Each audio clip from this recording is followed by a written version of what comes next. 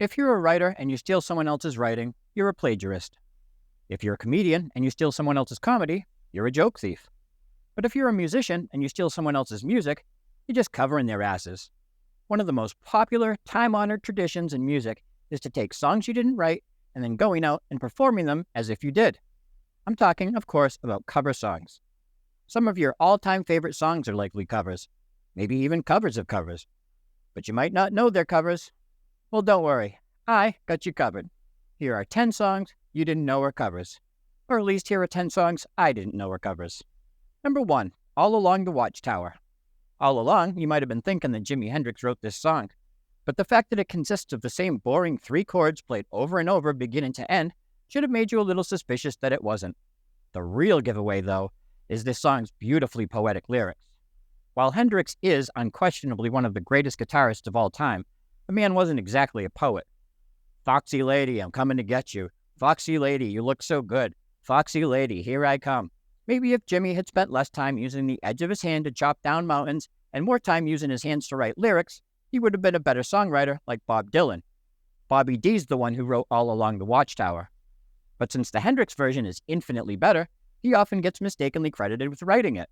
But that ain't the only song Hendrix covered that you mistakenly think he wrote. Number 2, Hey Joe. Hey Jimmy, why don't you stop tricking people into thinking you wrote songs that you didn't? And by people, I mean me. Because even though Hey Joe has always been one of my favorite classic rock songs, it took me nearly 30 years to realize it isn't a Hendrix original. Turns out, Hey Joe was written by a folk singer named Billy Roberts. Probably. Even though Roberts never recorded the song, he was the first to copyright it. But the truth is, no one knows for sure who wrote it. The only thing that is known for sure is that Jimi Hendrix didn't write it. I'm pretty sure all his other songs like Wild Thing, Day Tripper, Johnny B. Good, and The Star Spangled Banner are originals, though. That's going to be Jimmy's most popular original by far, because every time I go to a sporting event, someone does a cover of it. But they always fuck it up by adding all kinds of words and shit. Number 3, I Love Rock and Roll. While I too love rock and roll, I hate this song and songs like it. One of the lamest traditions of rock and roll is to write songs about rock and roll. At least songs like Rock and Roll All Night and I Wanna Rock are originals. But Joan Jett didn't even love rock and roll enough to write an original song about it. That's right, I Love Rock and Roll is a cover. This song was originally written and recorded by the Arrows in 1975, 6 years before the runaway success of Joan Jett's cover.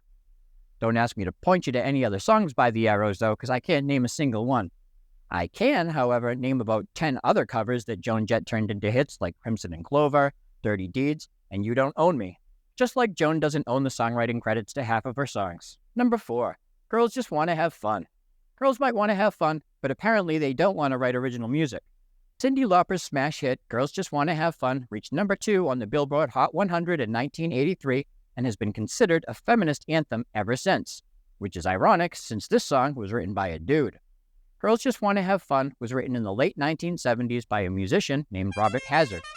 The original lyrics were from a man's point of view, but Cyndi changed them to be from a woman's. This seems to happen to feminist anthems time after time. R-E-S-P-E-C-T, another popular chick anthem, was originally written by Otis Redding from a dude's perspective, but Aretha Franklin changed the lyrics. So, as you can see, girls don't just want to have fun. They want respect, too. Girls just don't want to have respect for the original lyrics to the songs they cover. Number 5, Tainted Love. Though this song was recorded by one-hit wonder Soft Cell, it's famous for the 2 hits, Bum Bum, you hear throughout the song. Whether you love it or hate it, every time this synth-pop classic plays, that Bum Bum gets stuck in your head, tainting your thoughts for the rest of the day. Soft Cell might have made Tainted Love famous in 1981, but they didn't write it. It was originally written by Ed Cobb and performed by Gloria Jones in 1964. But Soft Cell often gets credit for writing the song because Soft Cell sold millions of singles. And it ain't easy selling one copy of something that's tainted, let alone millions. Number 6, I Fought the Law. Not copyright law, you didn't. Every one of the 100 bands that have covered this song have to pay royalties to the original songwriter. And although this may clash with who you thought wrote it, I Fought the Law wasn't written by anyone in The Clash. It was written by a man named Sonny Curtis 20 years before The Clash recorded it in 1979. Many people will tell you that I Fought the Law is a Clash original. Others will tell you that, since they made it a hit in 1966, it was written by the Bobby Fuller 4. Those people are Bobby full of shit. In reality, it was first recorded in 1960 by the Crickets, Buddy Holly's band. But since Buddy had fought Gravity and lost a year earlier, Sonny Curtis took his place in the Crickets and soon after recorded I Fought the Law. And thanks to copyright law, Curtis has won big time. Number 7. Come On, Feel the Noise. Though you have to applaud Quiet Riot's commitment to mental health awareness, you can't applaud them for writing this song. I mean, you could, but then you're going to hear the noise of me telling you you're wrong. Come On, Feel the Noise was originally written and recorded in 1973 by the early glam rock band Slade. They somehow managed to write hit after hit without learning how to spell because both the name of this song and the name of the band are spelled incorrectly. Unfortunately for Slade, spelled S-L-A-D-E, no one's heard any of their music since the internet came out because every time someone tries to search for them, it gets auto-corrected to Slayer. Number 8. Cocaine.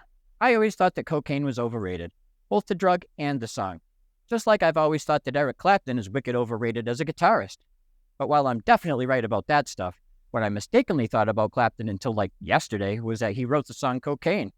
Turns out, Clapton covered a song by J.J. Cale that came out a year earlier in 1976. Just like Clapton covered I Shot the Sheriff a year after Bob Marley released it in 1973.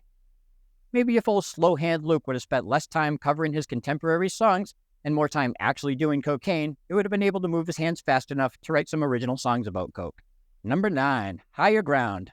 I can't tell you how many thousands of times I've listened to this song. Well, please slap bass intro anyway. I probably listened to the whole song like twice because it's nothing special. But the first few seconds of Higher Ground I could listen to over and over again. That intro completely changed the way I look at the bass guitar. But Stevie Wonder, the original songwriter of Higher Ground, has never changed the way he's looked at anything because he's as blind as a blindfolded bat. Stevie originally wrote Higher Ground in 1973, more than 15 years before the Chili Peppers covered it. But even though getting to Higher Ground won't help Stevie to see any better, no matter what elevation he's at, I'm sure he can still clearly hear the cha-ching sound of all those royalty checks coming in. Number 10. Hurt. This cover hurts my ears every time I hear it. Johnny Cash didn't walk the line on this one. He fucking crossed it. I'll be honest, Hurt is the only song on the list that I knew was a cover the first time I heard it. But it was such a turd of a song that I had to include it. Hurt is just one letter away from being turd. Though Johnny Cash covered Hurt in 2002 at the age of 70, it was originally released by 9 Inch Nails in 1994 as the last song on the Downward Spiral. And although I think that album is a masterpiece, Hurt is the last song Johnny should have picked to cover. Actually, it might have been the last song he picked to cover because he died a year later. I wish the Man in Black had thrown his recording of Hurt into a ring of fire or sent it sailing down a big river instead of releasing it. If I was him and I had a hammer, I would have smashed it to bits, one piece at a time. But there you go. Johnny released a song, and I guess things happen that way for a reason. And now that Johnny's lost the big battle and he's no longer flesh and blood, I'll say it's true for the last time. His cover of Hurt is so doggone bad, it makes me want to cry, cry, cry. And there you have it.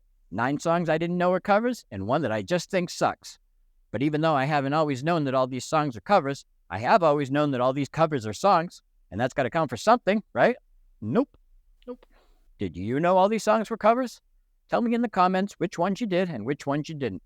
And tell me what other songs you initially thought were originals, but eventually discovered were covers. You're so annoying.